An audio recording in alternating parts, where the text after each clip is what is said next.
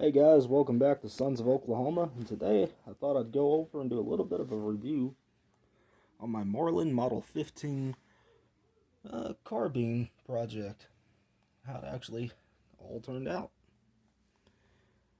Now, since I've owned this gun, I've done a whole lot of work to it. I've cut it down to a 17-inch carbine barrel.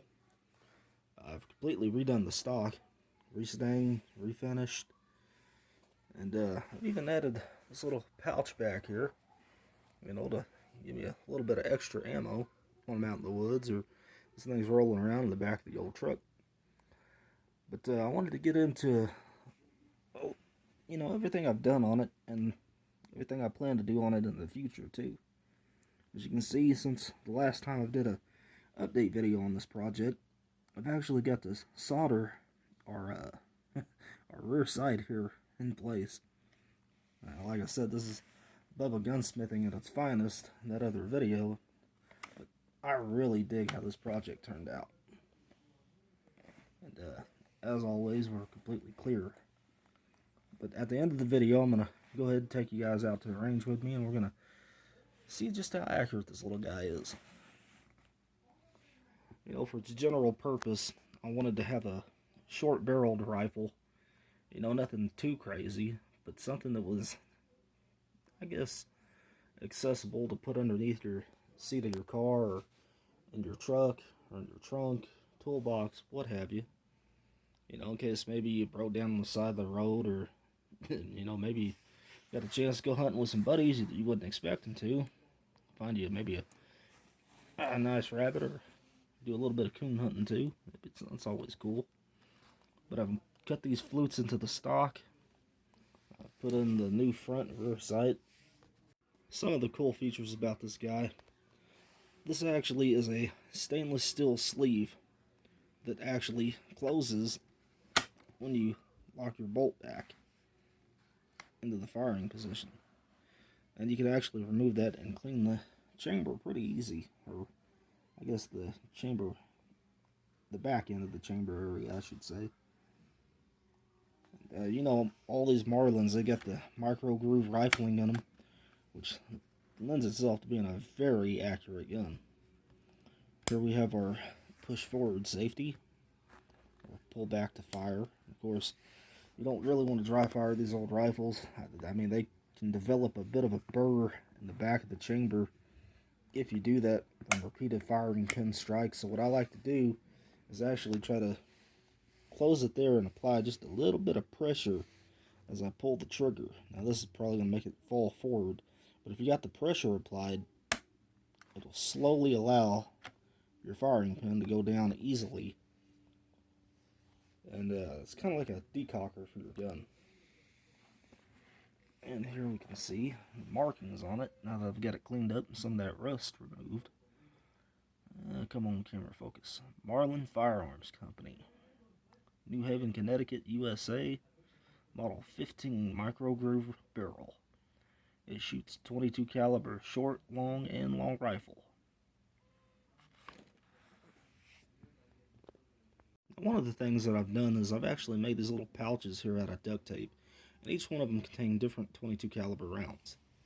Now, for the most part, I like using Winchester hollow points. I mean, they're a great round for hunting, but ammo is getting a little hard to come by. So for target practice, I like to keep these Federal auto matches in there. They're not the most accurate round, but they'll do, if you're just out plinking around. And as always, you got a little short. Sometimes you want to, be real quiet out in the woods, and these are great for taking a rabbit. But I thought it'd be an excellent combination to keep, for a truck gun or a survival rifle, really. That's pretty much what this project's turned into. I'm really debating whether or not to put a bipod on it. I may make it a little too heavy. It's kind of going against the whole, short, lightweight rifle idea in the first place, adding more weight to it. But we're still got to update the sights a little bit. It's not hitting exactly where I want it to. You'll see in the shooting video, it's a little high, I guess. But then again, we were taking our shots at 30 yards. It could just be a small training matter, I guess, to get used to where to hold with the rifle, I should say. I've still got to find me a butt pad for it. Or, you know, I've seen some of these old school Bubba Gunsmith techniques is just to carve, you know, this a little deeper. Maybe put some lands and or grooves into the back of it for a little bit of extra grip. But I'd really rather find, you know, like a cool piece of brass or, you know, just a common recoil pad to put on there. Or, I guess butt plate, you could call it. And if things, you know, continue to go like they're going, I'm probably going to end up redoing the gun again. Except this time, instead of re-bluing it, I'm going to go back with the Steelit. The Steelit's meant for, I think it's a skid plate. It's meant for skid plates that go over your gas tank for Baja racing. And those things, during a race, they get sandblasted all to crap. So it's really, really tough paint. I think it probably served this thing pretty well. Alright, those are all the features, and enough talking. Let's throw in that shooting video.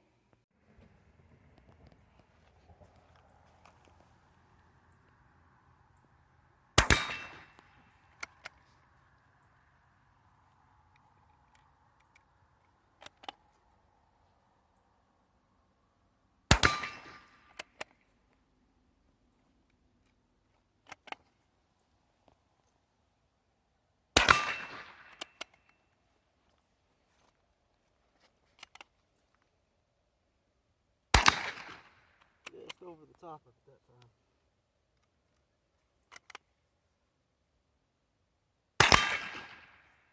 4 out of 5 ain't bad. Alright.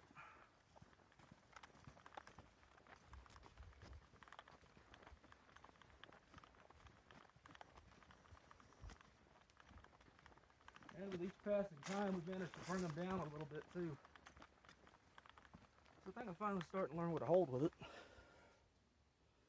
not bad for 25 yards for just little express sights. There you go, guys. There's a little bit of target practice with our Marlin Model 15 carbine. All right, we got gunslinger graffiti here. No, we don't. We got my rifle, the 22 Marlin. We're at 30 yards. Let's see what he's got.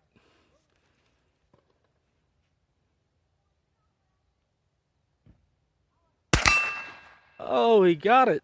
Just barely, though. Let's go look at it.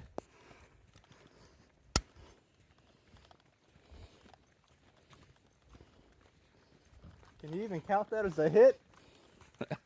I think we're going to have to. Right on the very edge. Couldn't have got it on there any more than I did. I mean, I could have. Not bad. All right, guys. See you later.